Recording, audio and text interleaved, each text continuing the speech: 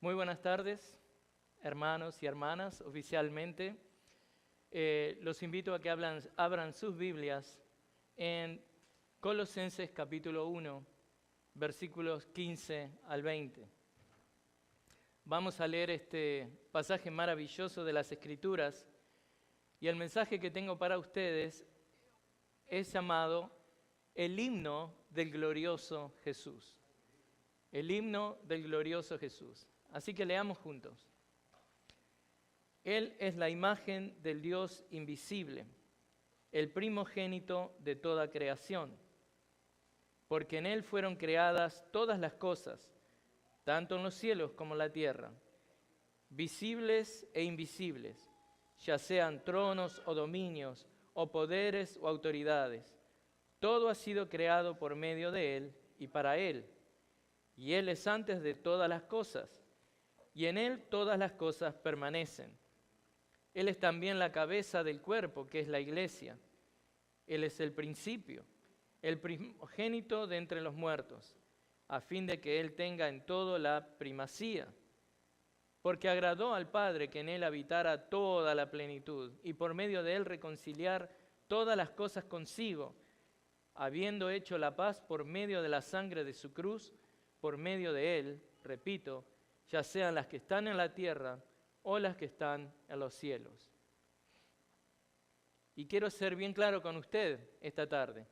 Mi deseo esta tarde es erradicar cualquier duda que usted tenga acerca del Señor Jesucristo, para que usted se maraville de nuestro Señor, para que usted se maraville con Cristo y que su adoración vuele a alturas nunca antes alcanzadas. Quiero erradicar cualquier duda que usted tenga acerca de Cristo, sea dudas teológicas acerca de su persona, sean dudas prácticas acerca de cómo Él usa su poder del Espíritu Santo para transformarlo. Quiero erradicar cualquier duda que tenga aún acerca de su salvación, si usted es salvo o no, al ver a este glorioso Jesús. Entonces, ¿cómo pienso lograr esto? Bueno, primero, me quiero tomar el tiempo para alabar al Señor. Quiero alabar al Señor con lo que estoy leyendo, con lo que acabo de leer. Simplemente quiero alabar a Dios. Y hoy, conforme hago eso, conforme vemos el himno de este glorioso Jesús, le voy a dar 4 puntos. El himno del glorioso Jesús es un himno de alabanza. Es un himno de la iglesia. Es un himno estructurado. Y es un himno cristocéntrico. Y lo primero que veremos es que el himno del glorioso Jesús es un himno de alabanza. Y si usted me sigue, y espero que coincida conmigo en esto, este es un himno lleno de alabanza a Cristo. Lo que acabamos de leer es simplemente maravilloso. Es que Pablo, luego de haber hecho su introducción con los saludos, con el agradecimiento al pueblo colosense, luego de que irrumpió en una intercesión por esta iglesia, ¿qué es lo que Él hace? Ahora nos lleva a la cima de la montaña. El apóstol nos lleva a las alturas de adoración y alabanza a Cristo, que están expresadas en este himno que acabamos de leer. Es como aquel que llega a la cima, si usted visita California un día, Griffith Park. Griffith Park es hermoso, hay una vista maravillosa de ahí. Usted puede ver el perfil de la ciudad de Los Ángeles. Usted tiene un planetario en la cima. Está cerca del famoso cartel de Hollywood. Se ve al pie, mirando desde arriba, todo el valle que rodea la ciudad. Se ven las calles dibujadas que parecen ese juego. ¿Vieron esos juegos de niños de miniatura? Exactamente así se ve, es una vista impresionante. Y al encaramarnos en este pasaje de hoy, eso es lo que vamos a ver. No podemos dejar de apreciar a este maravilloso Cristo al cual acabamos de leer. Hemos llegado en nuestro estudio al punto en el que el apóstol Pablo comienza a defender justamente la persona de Cristo. ¿Y de qué modo lo hace? Glorificando a Cristo, alabando a Cristo. Por eso quiero alabar a Cristo, porque Él lo usa también para contrarrestar las falsas enseñanzas que esta herejía estaba teniendo, aquejando a los colosenses. Pablo nos trae al pináculo de la montaña para que desde ahí podamos compartir cada uno de nosotros nuestra reflexión acerca de la gloria de Cristo. Solamente cuando vemos las cosas desde las alturas de la gloria de Cristo es que podemos entender con precisión qué es lo que Dios, Cristo, está haciendo y obrando para su gloria aquí en la tierra. Solamente cuando entendemos su deidad es que podemos entender las glorias de su humanidad. Y es desde este texto, hermanos, que el apóstol Pablo nos enseña que necesitamos entender a Cristo, la persona y su obra para glorificarle más. Es un pasaje excelso de las Escrituras. Y quiero en este mensaje que justamente aprendamos nosotros también a cómo glorificarlo mejor. El por qué Pablo usó este himno, esta sección de las Escrituras para contrarrestar esa herejía, también es algo que debemos aprender. Porque tenemos que entender que es en Cristo y únicamente en Cristo que encontramos el mejor argumento para compartir el Evangelio con los inconversos, pero también es en Cristo que encontramos el mejor argumento para contrarrestar las falsas doctrinas. En Cristo encontramos el génesis de todas las cosas, porque Él es el creador de todas las cosas. En Cristo encontramos la razón de por qué se nos requiere vivir vidas santas y bajo demandas morales, porque Él es el Señor. En Cristo encontramos nuestras órdenes de marcha como soldados marchando en terreno enemigo, conforme batallamos una batalla que es espiritual. En Cristo está todo. Es en este glorioso Jesús que toda la sabiduría de Dios se encuentra. Es gracias a este glorioso Jesús que nuestra esperanza está reservada en los cielos. Por eso, conforme leemos esta maravillosa sección de la palabra, no podemos dejar de alabar a Cristo por su grandeza. Y Pablo usa esta estrategia para convencer al más dubitativo de los creyentes al mostrar la majestuosidad del Señor Jesús. Es a través de este glorioso Jesús que la gracia de Dios es derramada. Es en este glorioso Jesús en quien tenemos redención, el perdón de los pecados.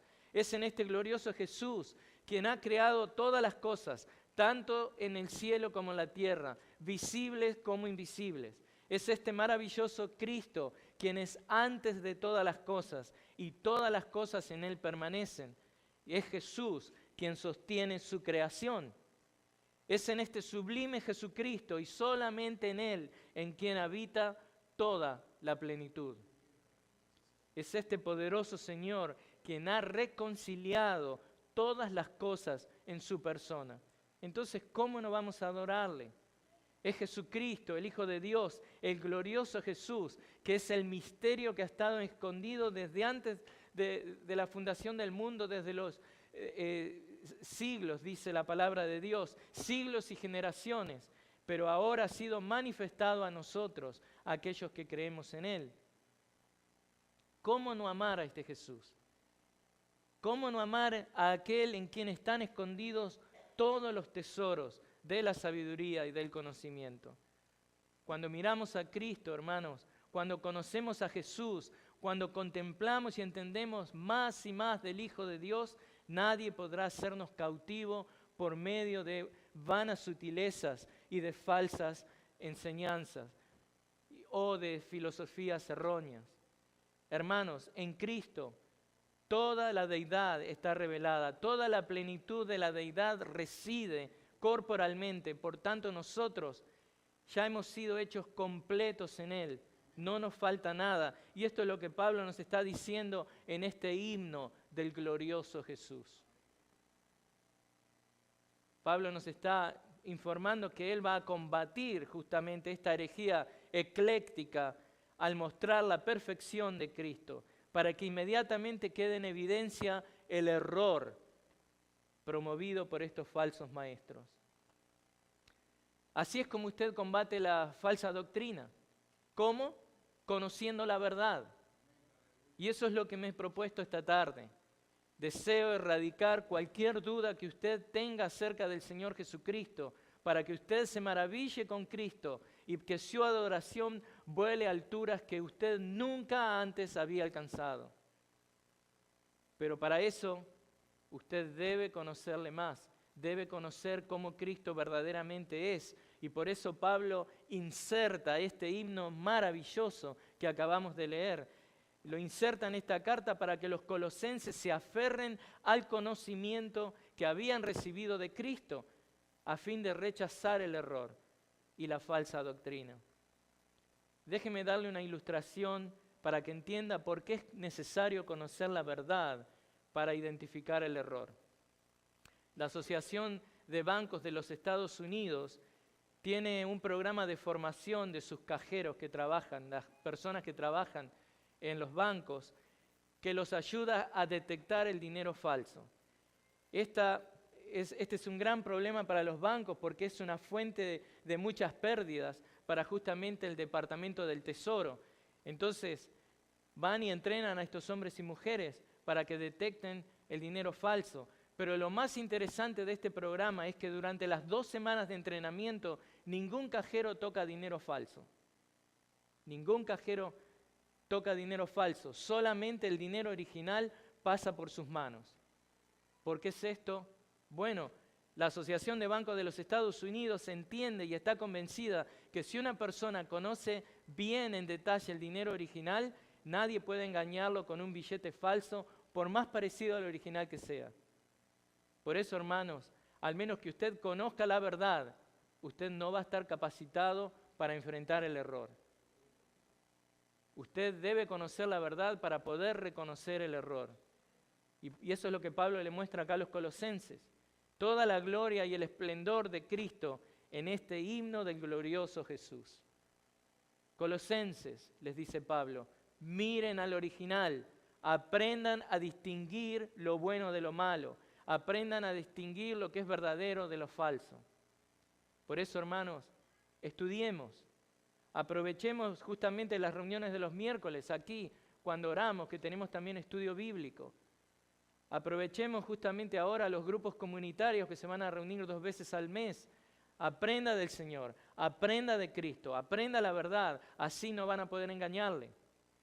Tome tiempo durante el día para justamente leer su Biblia. Lea un buen libro cristiano que le ayude a leer pasajes de la Biblia que no entiende. Crezcan en conocimiento de la verdad. Así que esa es la razón por la que Pablo decide combatir esta peligrosa doctrina que está atacando a esta iglesia al exaltar a Cristo. Porque él sabe que para resistir la herejía tenían que conocer la verdad acerca de Cristo. Usted pone al glorioso Cristo al lado de una mentira y esa mentira queda expuesta inmediatamente. Y él les dice a estos creyentes, ustedes ya recibieron el Evangelio, sigan firmes en lo que recibieron. El capítulo 2, versículo 6 dice, por tanto, de la manera que recibieron a Cristo Jesús el Señor, así anden en Él. Y es en esta nota de conocer el original, es en esa nota de conocer a Cristo que vamos a comenzar a ver esta sección de Colosenses capítulo 1, versículos 15 al 20. Y como verá en esta sección, no pude dejar de alabar a Cristo. No pude, porque Él es glorioso. Él es glorioso, maravilloso. Y ahora, conforme vemos más de este himno del glorioso Jesús, déjeme darle un segundo punto. Porque el himno del glorioso Jesús que estamos viendo es también un himno hermoso. Y les quiero mostrar eso. Cuando leemos este pasaje, algo nos queda claro, es un pasaje especial, aún en el estilo literario en que fue escrito.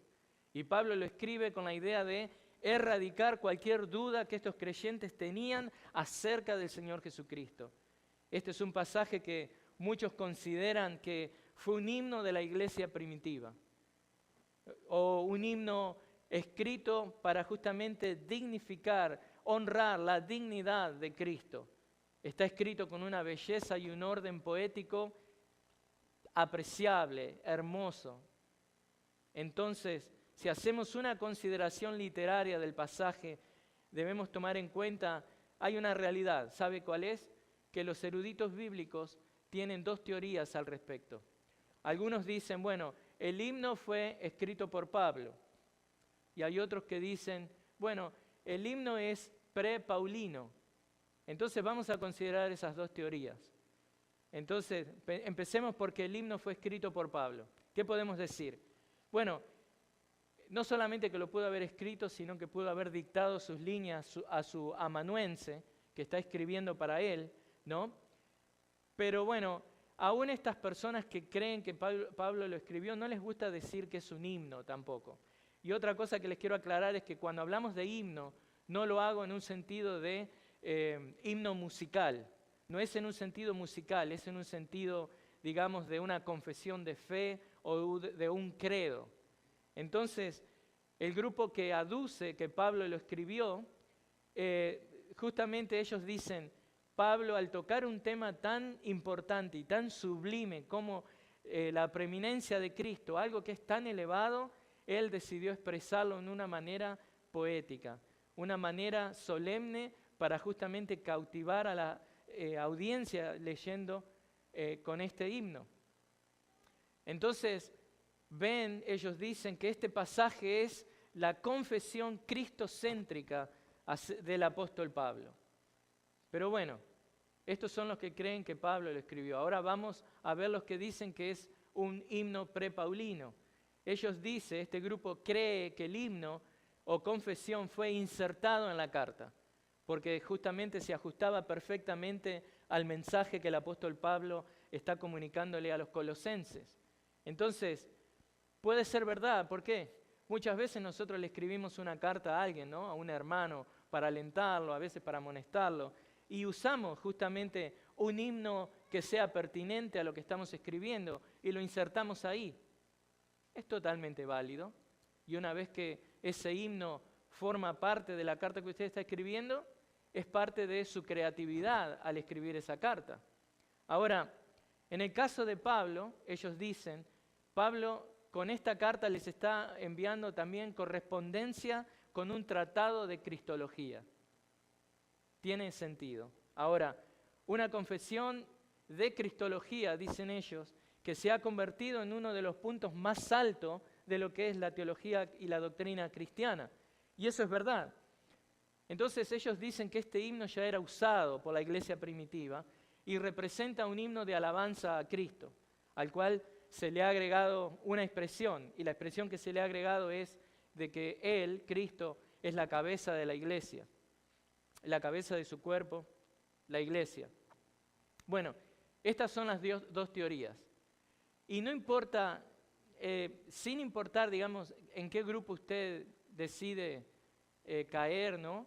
Lo importante es esto, que una vez que el Espíritu Santo decidió usar eso, una vez que Pablo decidió incluir esa sección es inspirada por Dios. Sea que sea prepaulino o sea que sea escrito por el apóstol Pablo en el mismo momento.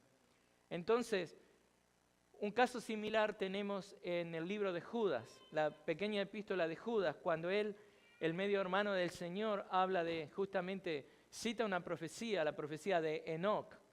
La profecía de Enoc no está en ningún lado de la Biblia, pero desde el momento que el Espíritu Santo, que el autor, Judas, decide ponerlo ahí, es palabra inspirada, es verdad. Entonces, tenemos otra, por ejemplo, el apóstol Pablo, citando en 2 de Timoteo 3:7, dice, cita a Janes y a Jambres, que resistían a Moisés. No hay ese tipo de información en las Escrituras, en las páginas de la Escritura, pero desde el momento que Pablo lo cita, desde el momento que el Espíritu Santo lo decide poner ahí, es palabra inspirada. Sabemos que Janes y Jambres eran de esos magos que estaban enfrentando digamos, a Moisés. Ahora, lo importante es esto, que el hecho de leer este himno maravilloso nos llena de adoración a Cristo. Pero también podemos apreciar eso, que es un himno hermoso.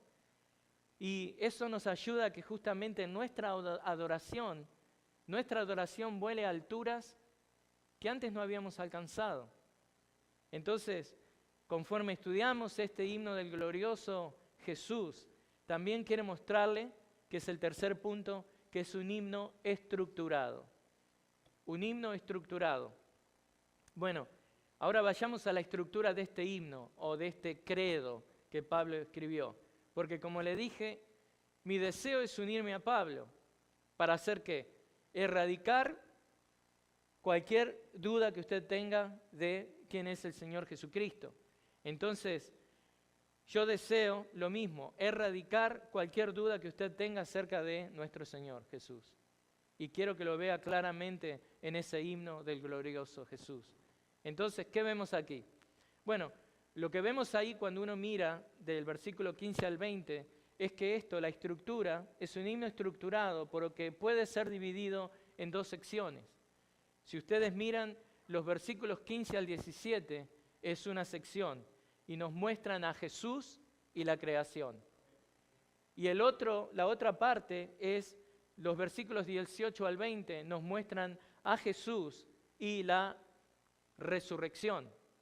Entonces ven, es bien estructurado.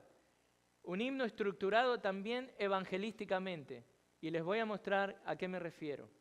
Si ustedes leen del 15 al 20 van a ver que empieza con Dios como creador y luego la resurrección. Y en el medio lo que encapsula es la realidad del Evangelio.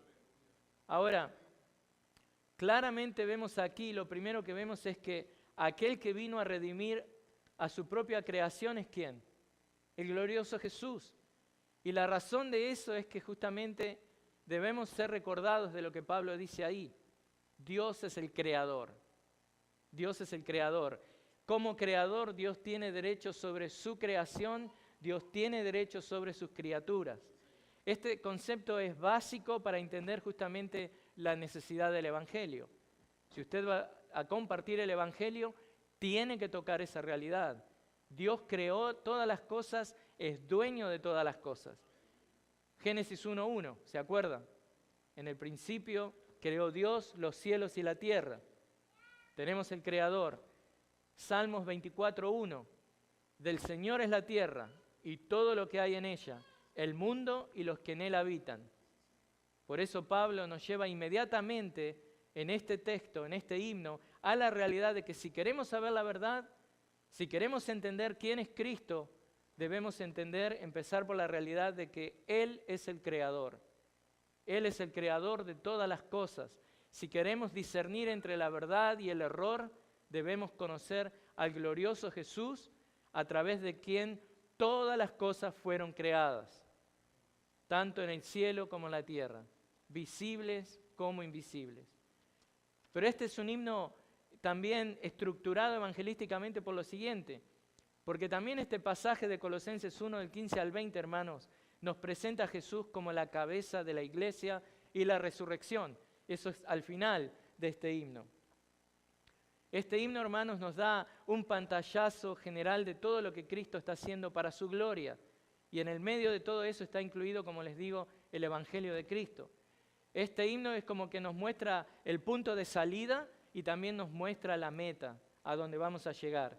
Porque al entender que Cristo es el creador y tiene derecho sobre su creación y sus criaturas, lo que también tenemos que recordar es que este mismo Dios es un Dios santo. Juan 1:5, primera de Juan, 1:5 nos dice que en Dios no hay tinieblas, porque Él es luz. Y nosotros nos dice Mateo 5:48 que debemos ser perfectos como nuestro Padre en los cielos es perfecto. Y ahí está nuestro grave problema. Nosotros somos pecadores, hemos quebrado y violado la ley de Dios miles de veces, millones de veces. Romanos 3 nos dice, Romanos 3:10, y Romanos 3:23. Entonces, nosotros merecemos pagar por esos pecados con una condena eterna en el infierno, como nos dice que Romanos 6:23.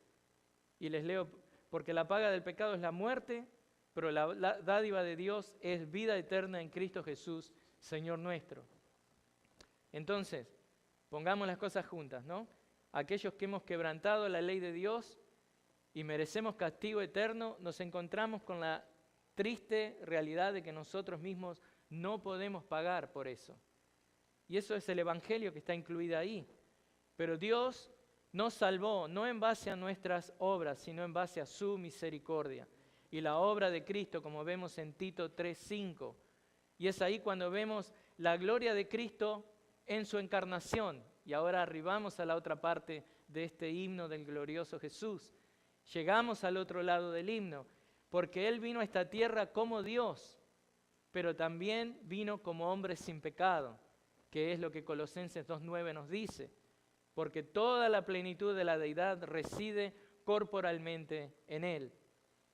Y es por eso, hermanos, que Pablo combate esta falsa herejía ecléctica al exaltar la obra de Cristo, al ensalzar la persona de Cristo, orando a Dios por estos creyentes, de que no se olviden del evangelio que habían recibido. ¿Ven qué importante que es tener claro el evangelio? Porque este Cristo encarnado, el creador de todas las cosas, es la demostración del amor de Dios por el pecador. Que Dios envió a su propio Hijo a morir en la cruz, a pagar por la paga del pecado que era nuestra. Romanos 5:8. Y esto claramente, obviamente, nos apunta a lo que es la doctrina de la sustitución, donde Dios trata a Jesús como si Él hubiera vivido mi vida y Él me trata a mí como si yo hubiera vivido la vida de Jesús. Increíble. Pero no solamente este glorioso Jesús murió por mí y usted, sino que, como dice acá al final de este glorioso himno, Él resucitó. Primera de Corintios 15:4 nos dice que fue sepultado y que resucitó al tercer día. Y ahí es que Pablo nos lleva al cerrar este himno. En Colosenses él nos dice que, fíjese ahí en el himno, al final, versículo 20, Él es el principio, el primogénito de entre los muertos. Así que nos llevó a la resurrección. ¿Entiende por qué esta corta epístola es un tratado, un compendio profundo y excelso de la persona de Cristo? Esto es maravilloso. Pablo está exaltando a Cristo, al mismo Hijo de Dios que él estaba persiguiendo conforme perseguía a la iglesia. Pablo está exaltando a aquel Cristo quien le salió al encuentro en el camino a Damasco.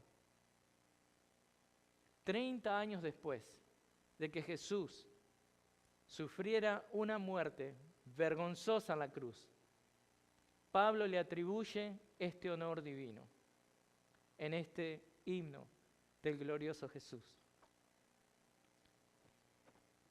El apóstol claramente proclama la inminencia de Cristo, tanto en la creación como en la redención. Tanto en la creación como en la redención, ¿por qué? Porque en su exaltación, Él lo está exaltando sobre toda criatura, para que toda criatura vea a este glorioso Jesús. Y este himno nos ayuda a ver y apreciar a ese glorioso Jesús. Me imagino que conforme los colosenses leían o escuchaban esa carta, la vergüenza correría por sus rostros. Conforme entendían cuán insensatos habían sido al escuchar a los falsos maestros. Y espero, hermano y amigo, que si usted ha pasado por algo parecido, donde ha dudado del Señor, donde su fe flaqueó, donde usted dudó del Señor Jesucristo y pensó que podía haber algo mejor que Él, entonces espero que ahora se dé cuenta que esa es una actitud insensata y muy peligrosa. No solamente este mensaje exalta a Cristo, sino que es una inyección de ánimo a aquellos que están dudando acerca de Cristo.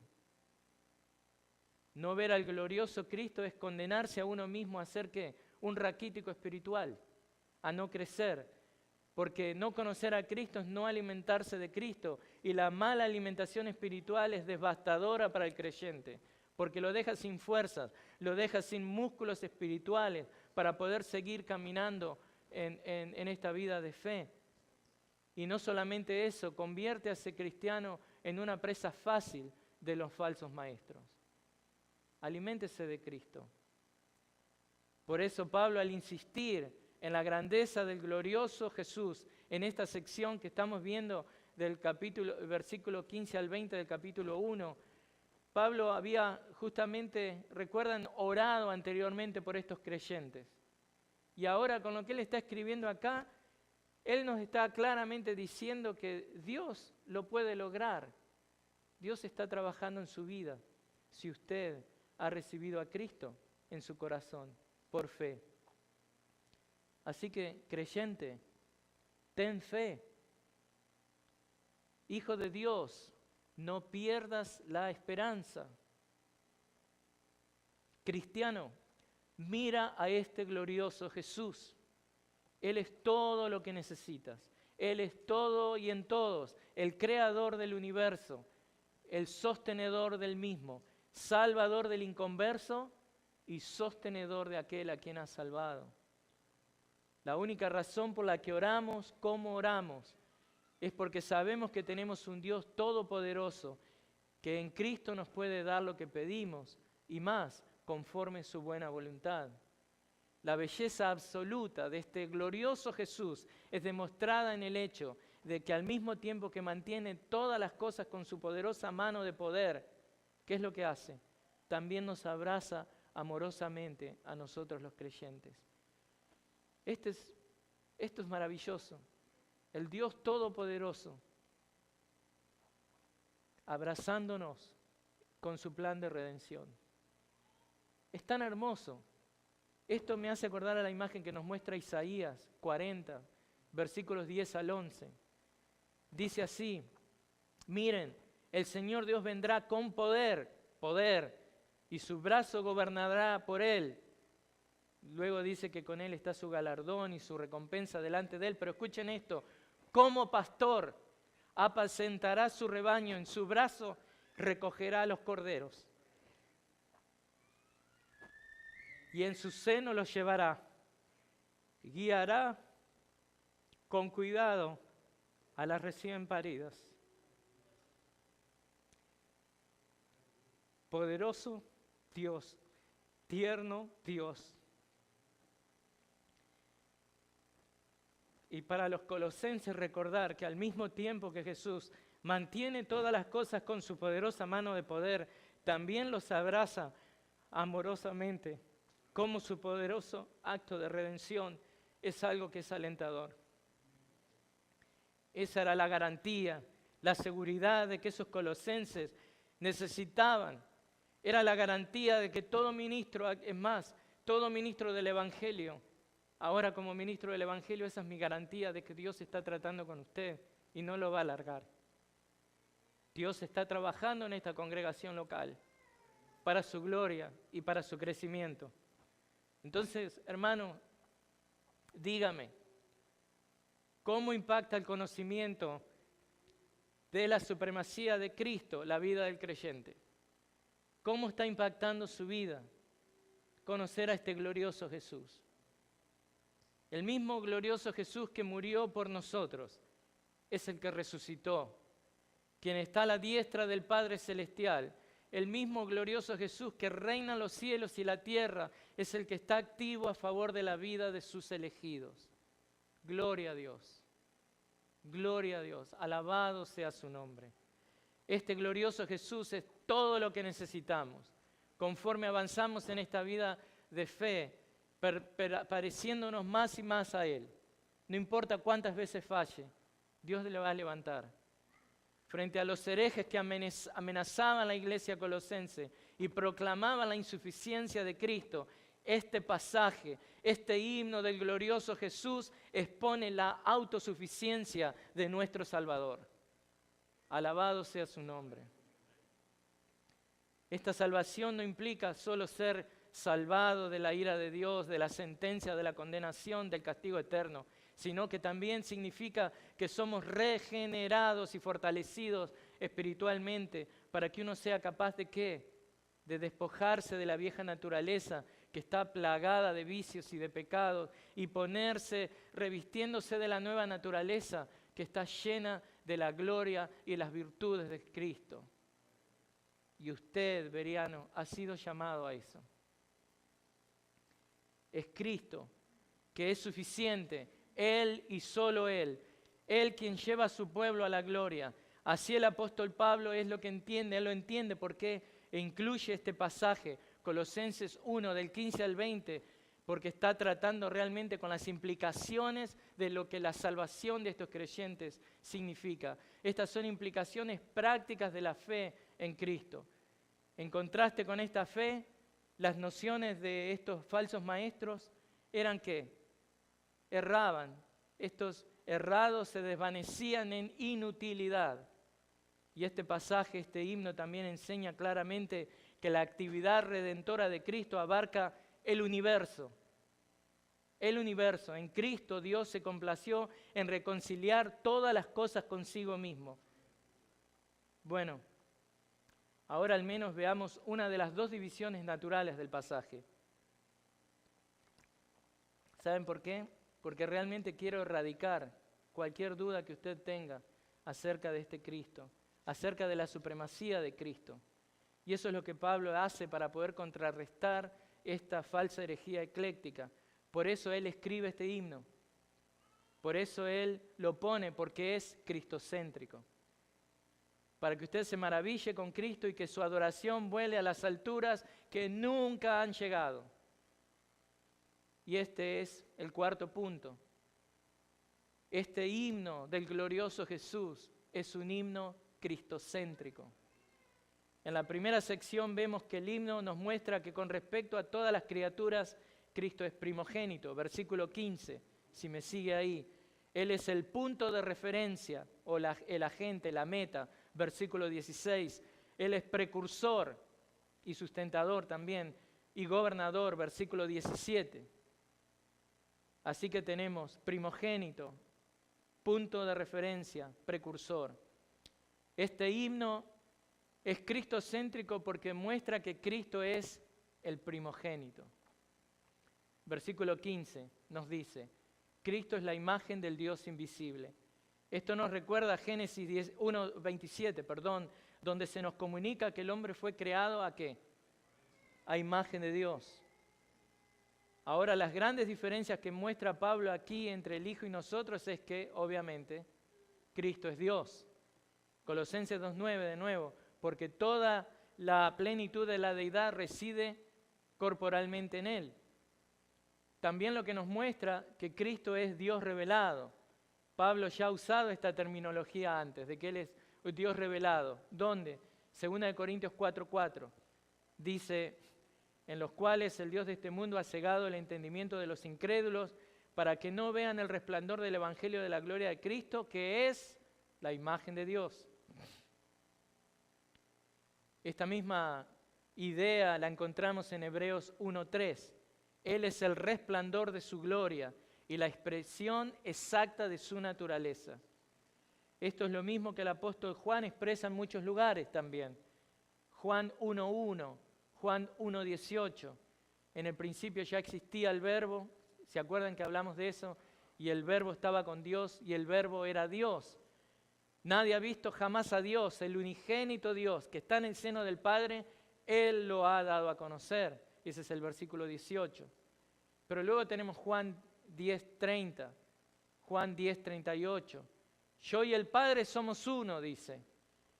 Pero si las hago, aunque a mí no me crean, crean las obras para que sepan y entiendan que el Padre está en mí y yo en el Padre. ¿No? Entonces, vemos justamente lo que Pablo está diciéndonos acá. Apocalipsis 3:14 dice que el principio de la creación de Dios dice esto. Pablo nos está mostrando en este himno también que Él es el principio de la creación de Dios, pero que Él es Dios. Él es Dios revelado. Es en el Hijo del Dios invisible, el Hijo que se ha hecho visible. Así podemos ver a aquel quien es invisible. Primera de Timoteo 1:17 dice, por tanto, al Rey eterno, inmortal, invisible, único Dios, a Él sea honor y gloria por los siglos de los siglos. Amén. Primera de Timoteo 6:16 dice, el único que tiene inmortalidad y habita en luz inaccesible, a quien ningún hombre ha visto ni puede ver. A Él sea honra y el dominio eterno. Amén. Así que luego Pablo continúa diciendo que Cristo es el primogénito de toda la creación. Lo ven ahí en el mismo versículo que estamos viendo, el 15. Por supuesto que, dado que Él es eterno y la imagen misma de Dios, Él no pertenece a la categoría que pertenecemos nosotros, de aquellos que existen en el tiempo y en el espacio. Él está hablando de su naturaleza divina. Así que Pablo hace la diferencia entre el glorioso Jesús y sus criaturas. Él forma parte, Cristo forma parte, es una clase en sí mismo. Por eso Pablo lo exalta sobre toda criatura y dice que Él es el primogénito de toda criatura. Y esto significa que es a Cristo a quien le pertenece el derecho y la dignidad del primogénito en relación a toda criatura. Hermanos, como le decía, no solamente Pablo nos lleva a este lugar hermoso, esta montaña maravillosa, Griffith Park. En Griffith Park hay justamente un planetario donde usted puede ver hacia el cielo, y es exactamente lo que vemos acá también.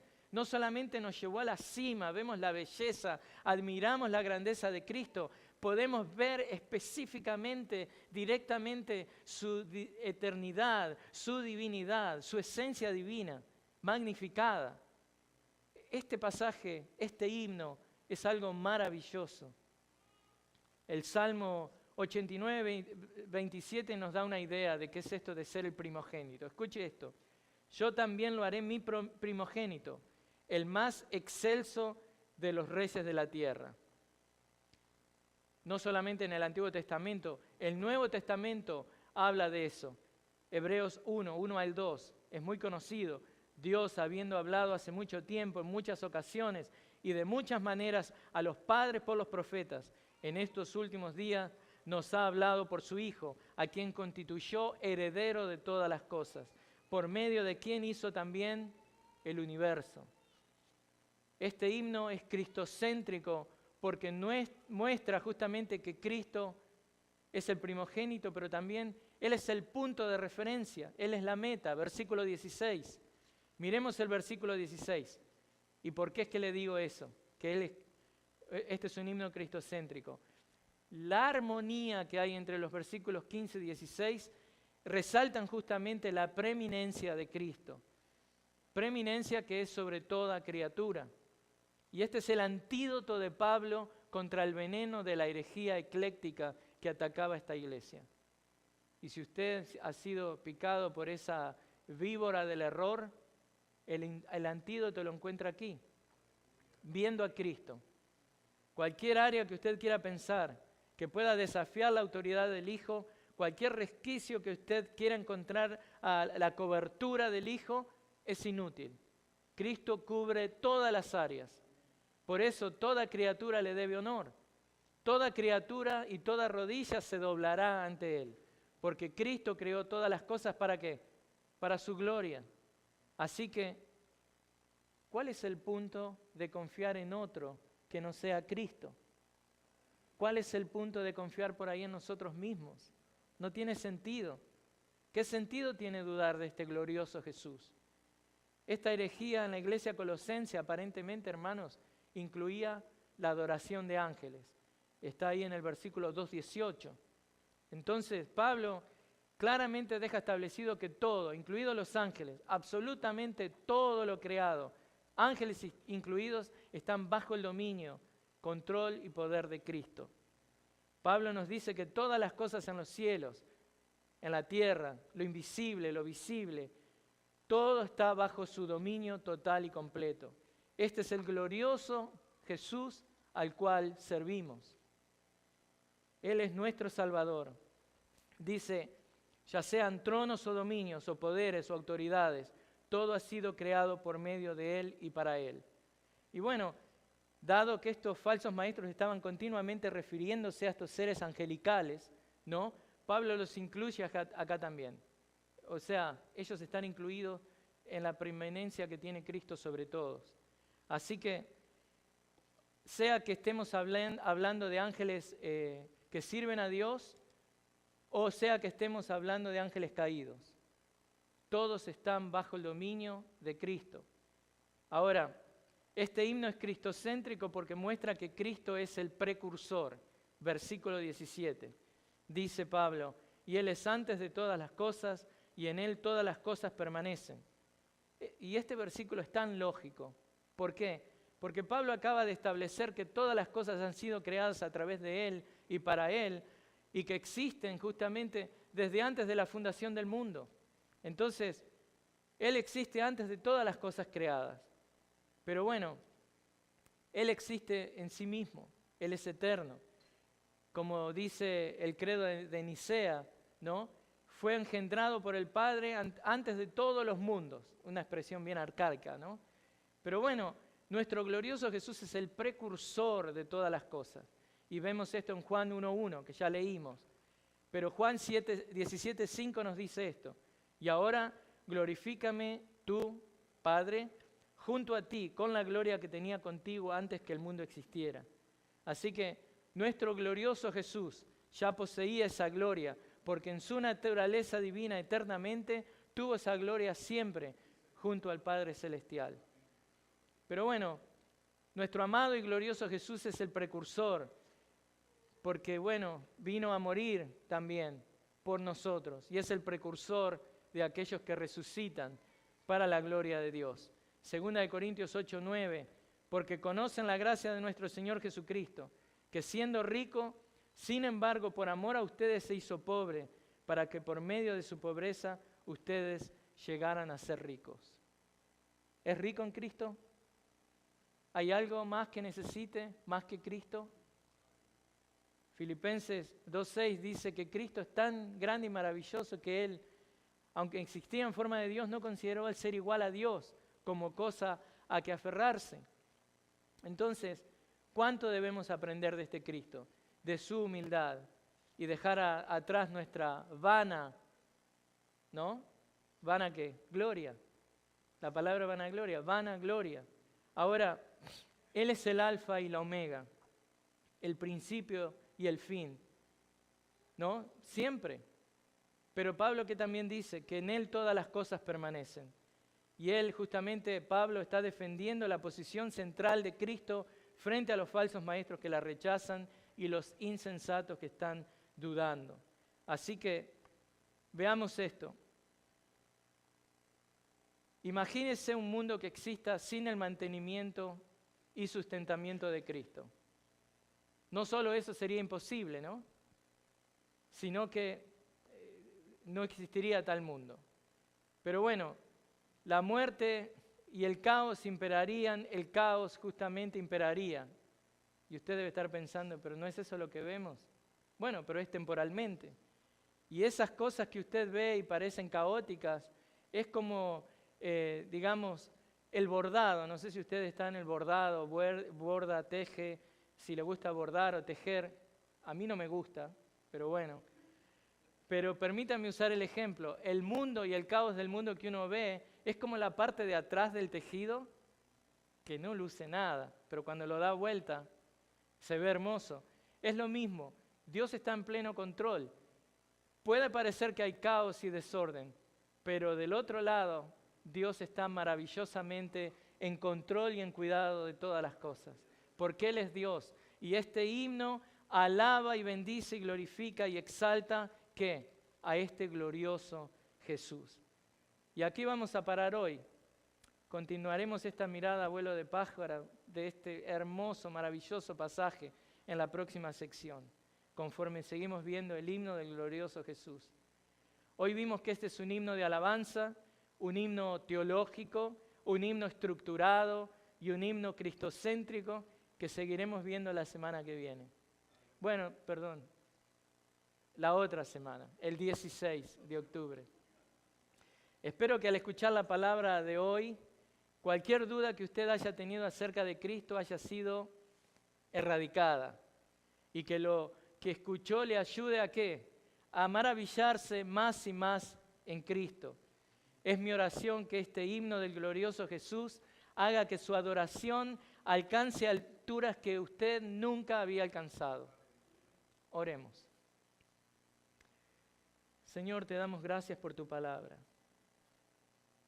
Gracias por escribir este himno glorioso de Jesús y alentarnos con él y erradicar toda duda, cualquier duda, por más minúscula que sea, de que Él no es suficiente para nuestras cosas. Gracias porque en este eterno Salvador, en este amoroso y poderoso Salvador, hemos encontrado todo lo que necesitamos. No hay nada que nos falte. Y eso te lo debemos a ti, Padre, porque en tu amor enviaste a tu Hijo a morir por nosotros. Gracias por tener tanta bondad, tanto amor. Gracias por darnos a Cristo. Y conforme dice Romanos 8:32, tú nos diste a Cristo, ¿cómo no nos vas a dar con Él todas las cosas? Bendice a esta congregación, Señor, y bendice ahora nuestro tiempo con los bautismos. Oramos en tu nombre y para tu gloria. Amén.